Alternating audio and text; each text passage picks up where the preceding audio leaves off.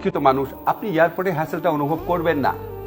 মধ্যপ্রাচ্য থেকে যারা আসে, আমি আপনাকে ফ্র্যাঙ্কলি বলি, জিল্লুর সাক্ষী থাকবে এখানে, বাংলাদেশ সম্পর্কে একটা মিথ্যা কথা বলা হয়, মানে অনেকাংশে মিথ্যা কথা বলে বাংলাদেশ নাকি টিকে আছে রেমিটেন্সের টাকা আর গার্মেন্টসের টাকায়। আমি বলি এটা অর্ধসত্য। বাংলাদেশ প্রধানত টিকে আছে রেমিটেন্সের টাকায়, আর গার্মেন্টসের টাকা যেটা আছে ওরা যত টাকা কন্ট্রিবিউট করে তার চেয়ে অনেক কিছু ওভার ইনভয়েসিং আর ইনভয়েসিং করে বিদেশে পাচার করে দেয়। এগুলি আমরা জানি, বুঝছেন। বাংলাদেশটা টিকে আছে হচ্ছে রেমিটেন্স আর্নারদের টাকায়।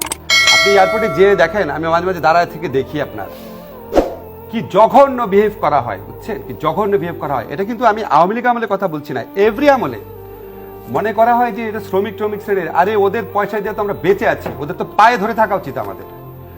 মিডল ইস্টের শ্রমিকের তো পায়ে ধরা উচিত আমাদের, যে ওরা আমাদের ইকোনমি বাঁচায় রাখছে। তাহলে আমাদেরকে শ্রীলঙ্কা কেন, আমাদেরকে ফকিরের জাতে পরিণত হইতে হইতো। আমি কোনো আপনাকে কথা বাড়াই বলছি না, ইউ নো দ্যাট।